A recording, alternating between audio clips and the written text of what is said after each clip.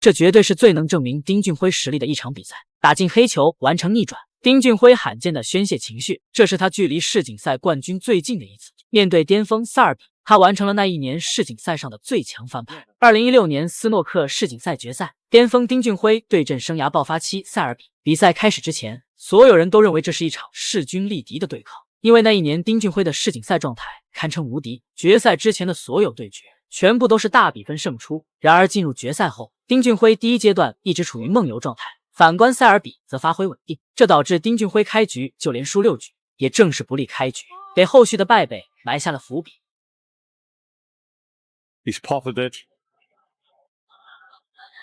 观察台面球形，丁俊晖长台打进后，分数上还是落后30分。台面彩球位置异常散乱，仅剩一颗红球处在下方贴库位置，粉球还是保险球。怎么看本场比赛都是一场拉锯战。然而，从丁俊晖这杆斯诺克之后，比赛正式进入高潮部分。丁俊晖 1. His long button started playing ball impressive. 丁俊晖 missed his very first attempt in the first frame, but since then 丁俊晖这杆斯诺克效果非常好，落点上迫使塞尔比只能大范围的勾边库解球。然而由于他打进红球后并没有衔接彩球，分数上就不是那么充足，需要清台才能逆转比赛。That's the line he's looking at. Somewhere near there will get him to the red.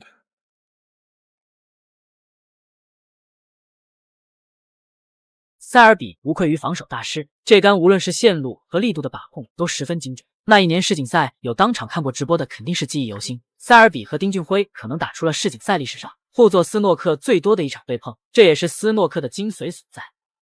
Gotta be careful he doesn't push this.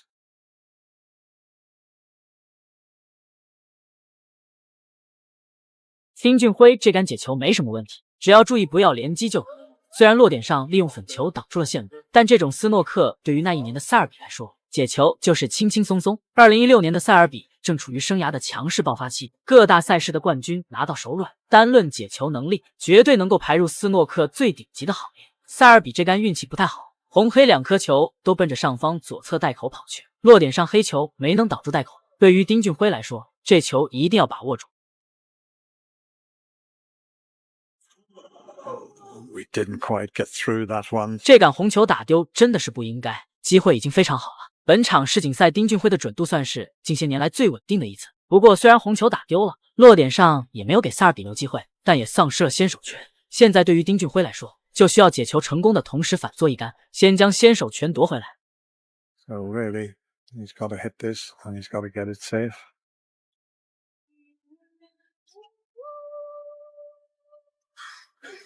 这杆解球失败，扣4分。台面分数本身就非常局促，现在扣了4分，就只给丁俊晖留了1分的容错，局势不容乐观。注意这里的一个细节，丁俊晖这杆解球实际上是漏了机会，对于塞尔比来说是超分球，可他并没有击打，而是选择让丁俊晖重新解球，这也为后续丁俊晖的翻盘埋下了伏笔。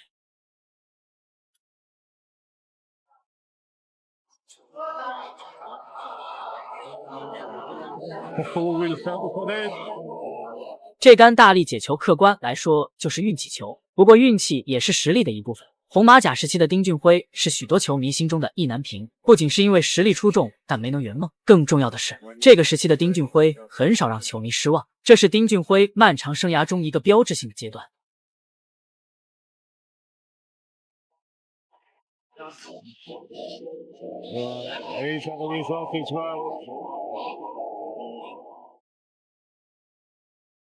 塞尔比对自己这杆解球的效果十分满意，其实从2个人的状态就能看出来，丁俊晖好像时刻都处于高度紧绷，但塞尔比却游刃有余，这主要就是2个人背负的压力不同。丁俊晖身后有无数国内球迷，一旦他没能夺冠，迎来的必将是口诛笔伐。其次，这场世锦赛开始之前，丁俊晖的母亲身患恶疾已经住院，这也是为什么丁俊晖开局第一阶段梦游的原因。如果丁妈一切安好，来到世锦赛舞台，相信对于丁俊晖来说，实力和状态都能更上一层楼。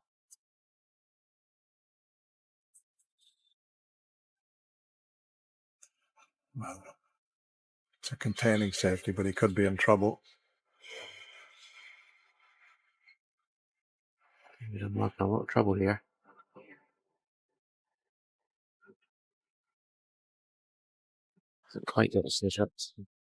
力度还是给大了一些，落点上多走了一颗球的位置，不然这杆斯诺克绝对能让塞尔比头疼。With this red to win the frame.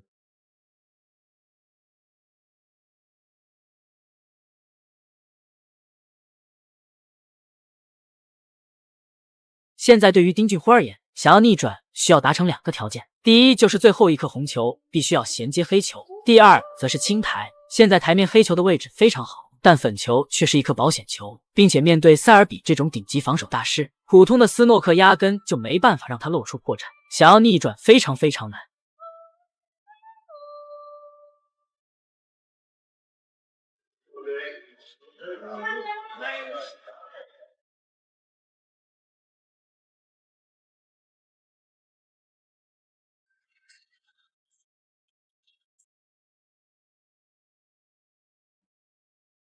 比赛的转折点来了，这杆斯诺克难度非常大，红球停在台面中心位置，母球的落点利用黄球和蓝球坐上斯诺克，路线上塞尔比只能勾左右库边，解球难度虽然不大，但很容易漏机会。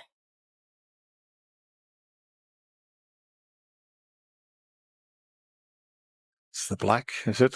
Foul. 第一杆解球失败，线路上塞尔比就是想擦一个红球的薄边，这样母球后续还能贴到上方库边。现在落点没有漏机会，丁俊晖肯定不会上场击球，看第2杆解球。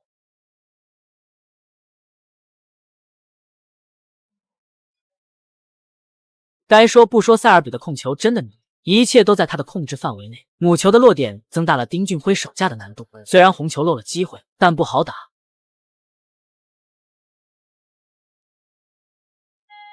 Oh, this is another little gem he's played here. It really is.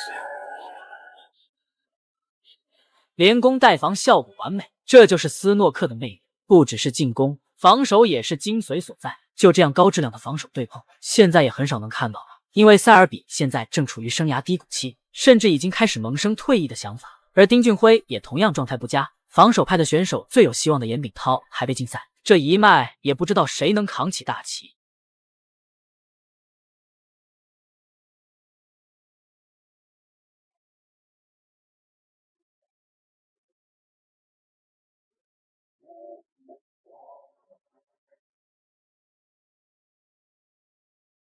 It's a cracking shot. 准度回来了，打进红球，成功校位黑球。然而，这只是他逆转的开始。台面踩球位置非常乱，每一杆都需要精确的控球和准度支撑，尤其是最后一颗粉球。我们看丁俊晖关键时刻能否顶住压力。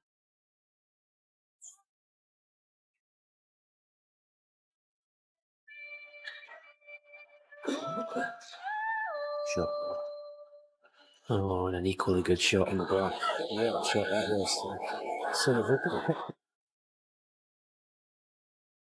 From a psychological point of view, it's not a straightforward run. 这杆校位非常漂亮，刚好留了一个向下的角度，后续的咖啡球就没有问题了。蓝点还是蓝球校位粉球。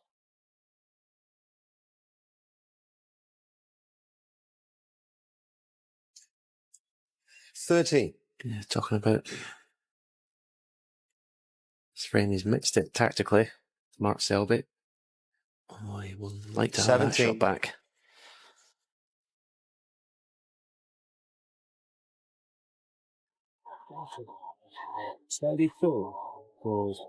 丁俊晖这杆已经叫得非常好了，接下来就是考验准度和心脏了。整场比赛最难的一杆，看丁俊晖的表演。